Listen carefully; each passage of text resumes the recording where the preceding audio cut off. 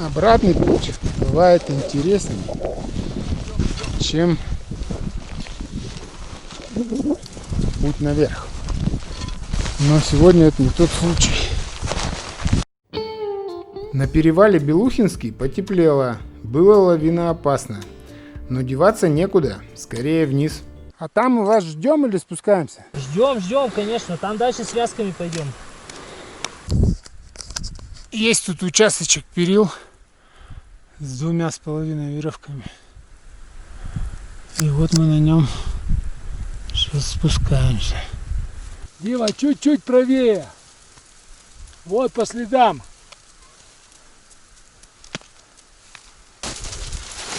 Пускайте вон туда, вон левее. Выдолби себе там вот такую лоханку.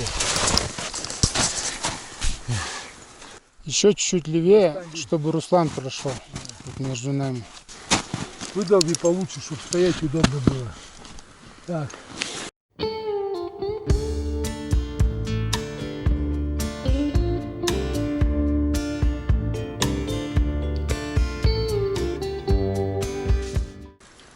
Вот здесь у меня была идея туда веревку повешать. Хорошая идея. Ну так справились. Вы-то крутые. Мы обязаны ее пройти с соблюдением всех норм безопасности. Для этого у нас веревка полтинник, у нас 4 человека, значит 3 пролета. 3 пролета это по 15 метров. Мы сразу растягиваемся на всю веревку, так, чтобы на опасном участке только один человек находился. Первый пойду я возьму у вас еще пару буров, закручу. Дим, помнишь, как мы на этот шли с тобой на Эльбрус? Крутишь, оттяжка, веревка прощелкнута, потом убираешь. То есть я вот таким образом посмотрю, я не знаю, возможно ли будет вообще вкрутить. Я постараюсь на опасных участках сделать еще точки, чтобы в случае срыва мы в никуда не улетели. Кайло далеко сейчас пока тоже не убирайте, потому что, ну, сами знаете, там в любом случае с дорубом проходить этот участок. Ага, все отлично. Слушайте, вы же альпинисты, но мне кажется, палка и ледоруб это вообще оптимальная история. Поддерживаешься и... Да, но дело в том, что Она тебя когда отвлекает. ты срываешься, ты падаешь, как правило, на палку. Да. И палка у тебя скользит. Вот, Дима, вот жалко, что не засняли. Очень вот поучительно. А один вот, как вот сейчас палками он бы так бы скользил. Понятно. Вот. Еще раз, жизнь альпиниста. Альпинист, даже когда посвящение проходит, целует ледоруб, а не палки. Палки это херня. Целовал ледоруб? Вспомогательная вот история вот для пенсионеров с больными, да. Ваш верный помощник в горах это ледоруб, а не палки. Сейчас заговорил голосом Ермачика, прям чувствовалось. Не, ну палки они действительно отвлекают. Когда у тебя один ледоруб и надежда только на ледоруб, ты сразу на него и ложишься, понимаешь? Да. А так ты начинаешь или на палку опереться, или на ледоруб. Хер знает. Гребень в ледопаде был достаточно стрёмный, полметра шириной с трещинами и полукилометровым обрывом в одну сторону. В другую тоже была трещина метров 5 глубиной, так что сорян за плохие съемки.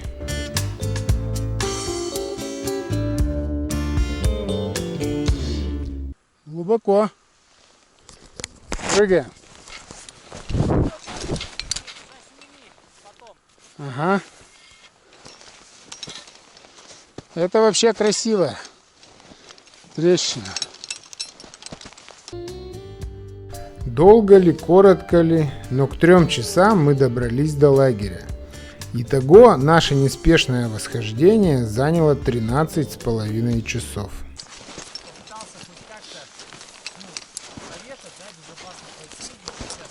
Спасибо. На Томских встречают улыбками, а здесь кружкой чая. Что лучше, да? И улыбку. Мы сегодня не рискнули идти. Народу ходит много. И сейчас... Спасибо. В процессе восхождения мы удостоверились в чудодейственной силе белухи. Димина нога излечилась. Вот что значит найти беловодье. Смотри, нога-то прошла. Буквально стоило сходить на белуху. И чудесным образом отек прошел. Из потерь крышка от термоса и моя палка. Я сюда обратно шел и думаю, вот, блин, один день всего, как целая жизнь. Да.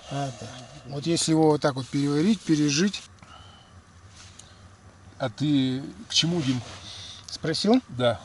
Ну как, к чему? Вот мне всегда интересно, что люди чувствуют, когда в горы ходят. Не, так это же, ради этого мы и ездим, да, куда-то. Горы по-разному. Это же лишено смысла вообще какого-то, кроме получения впечатлений. И ты абсолютно прав. Ну вот там, что сказать, как жизнь прожил.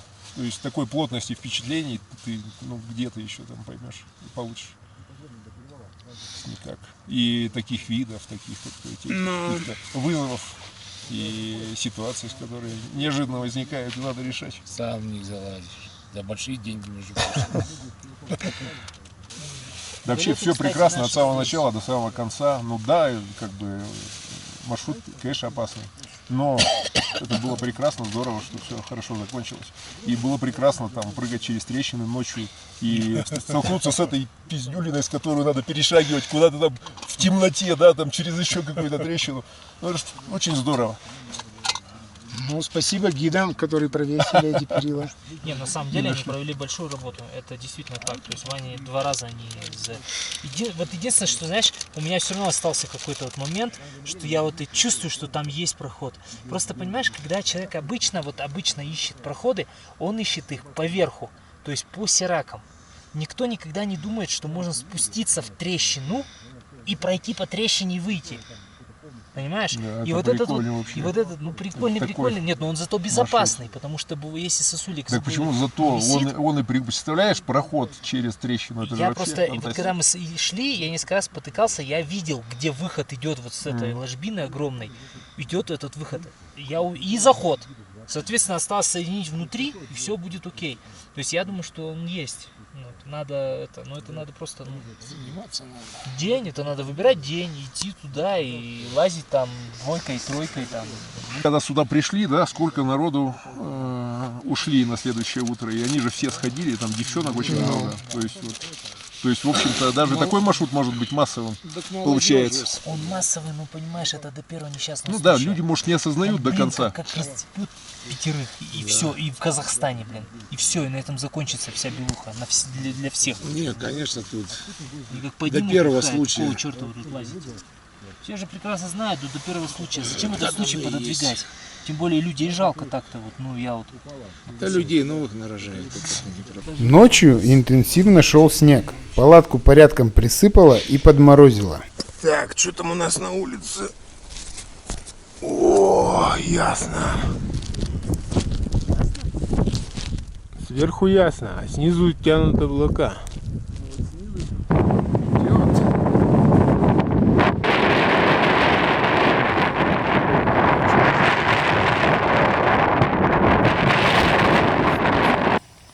Ну, ребята, я вам могу сказать, что вот по продуктам у нас по раскладке все было сделано очень грамотно. То есть еще был вот день отсидки, и в принципе... Да элементарно на кашке вы прожили. И есть бы было нечего. Ты что тут влажность повышаешь? Итак, Чтобы объектив запотел. Девочка летом слушала гром в станове молнии, писала альбом. Огненный берег, заспанный пляс, скрип акварели, ситец берез.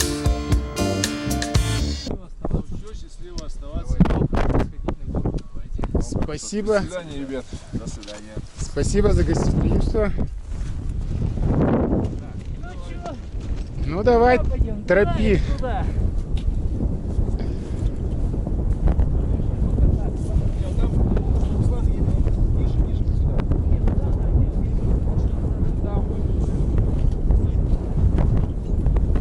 Если что, навигатор у меня. Этот трек пробит.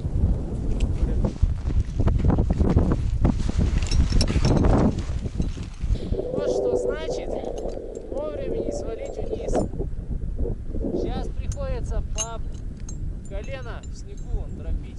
Дорогу обратно. А вчера по такой хмари в ночь, не, вчера не вариант был. Да, поздно вернулись. Хорошо отдохнули зато. И сейчас новое испытание перед нами лежит.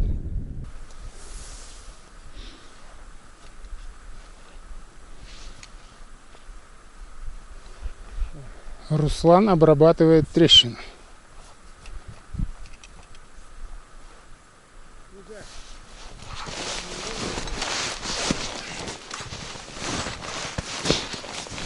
Синие джинсы, трепет шелков, вкус поцелуя, запах духов. Девочка верит, с ним хоть куда. Юные планы на твоих 32. Навигатор не понадобился, но выглянуло солнце и стало не по-детски припекать. Снег раскис и путь превратился в пытку. Это только фотографироваться хорошо, когда солнышко светит, а идти лучше в тенечке, в облаках. Вот сели передохнуть на леднике Менсу.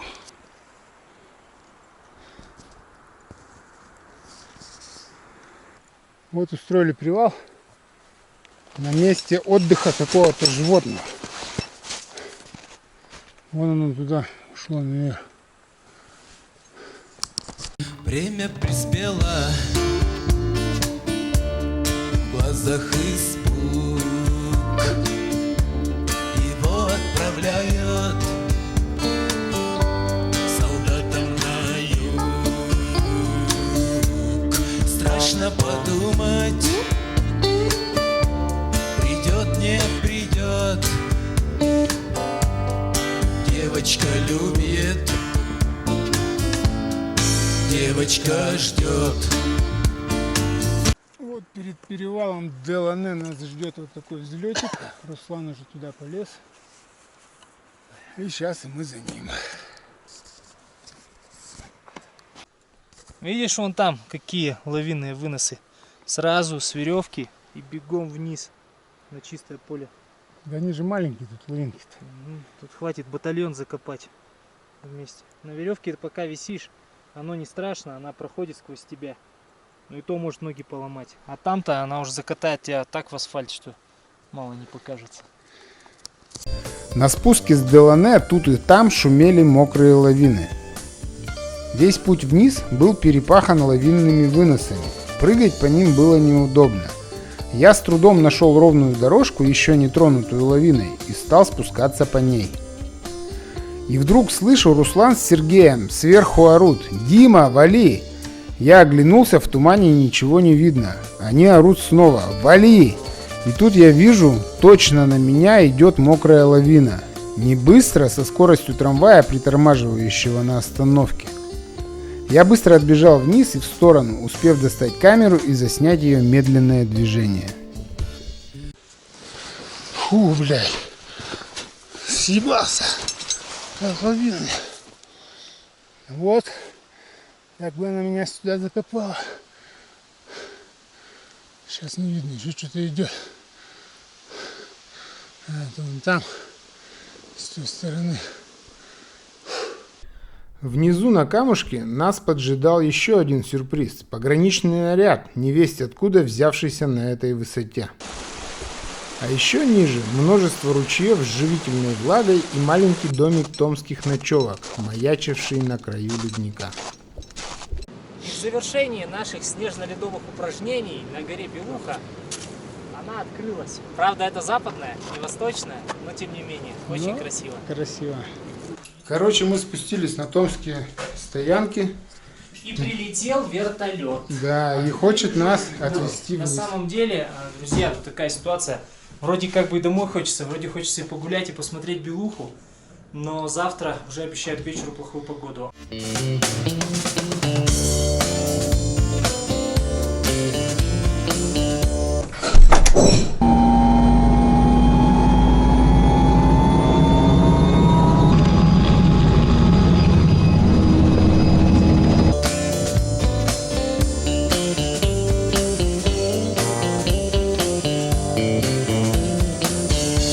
Положа руку на сердце, мы хотели прогуляться от Томских до Акема, полюбоваться красотами, подышать воздухом Беловодья, полетать и поискать вход в Шамбалу. Но испугались прогноза погоды, поддались соблазну сесть в вертолет и через полчаса оказаться на зеленой траве, около машины и в цивилизации.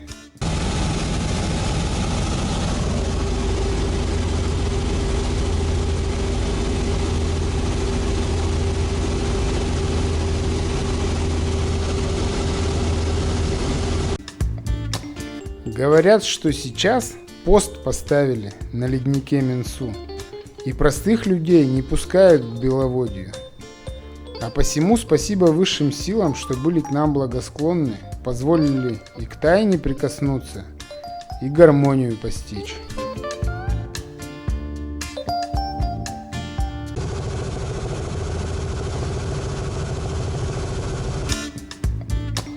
Кстати, за мной был должок. Вот в этом видео я объявил, что приз выиграл Игорь Мамонов, который первым в комментариях угадал, что мы идем на Белуху. Я купил в Аиле на базе Высотник, где продаются все сувениры, вот такой колокольчик «Горный Алтай», по форме такой же, что висит на вершине Белухи. Кстати, Игорь Мамонов купил там колокольчик такой, а там написано «Горный Алтай». Колокольчик символично. На вершине колокольчик. Конечно. Отличный подарок. Вообще вот прямая связь. Ну все, значит, утвердили подарок.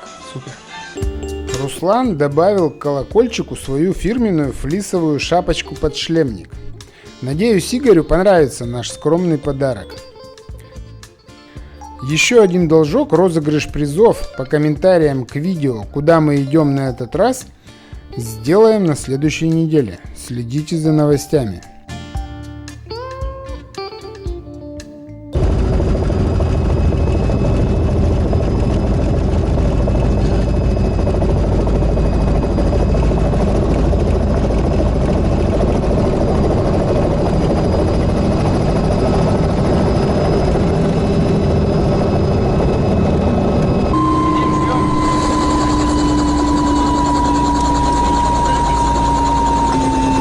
Спасибо вам. Да, пожалуйста.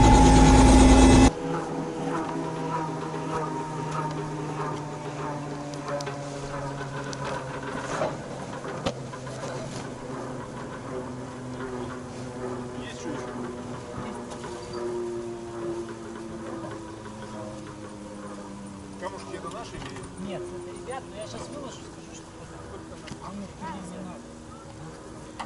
Все вроде? Да. Олег, я тогда с ребятами с камешки положу. Лады, я им скажу потом. Да, ты не раскрыл. Да можно было и там оставить.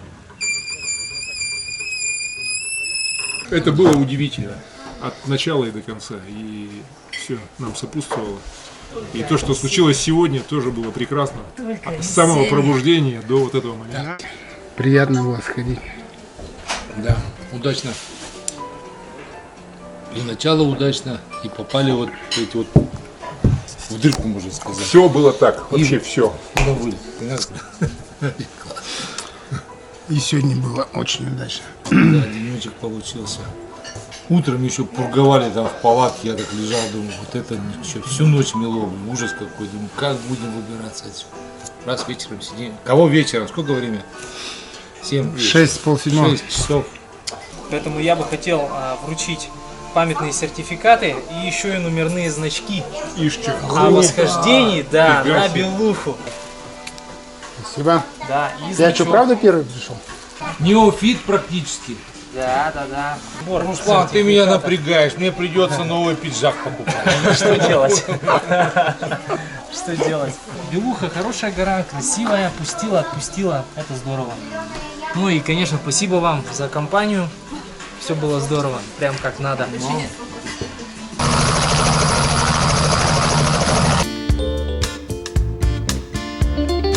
Братцы, спасибо, что смотрите. Возможность еще раз пережить восхождение вместе с вами дорогого стоит. Поэтому и рассказываю эти истории.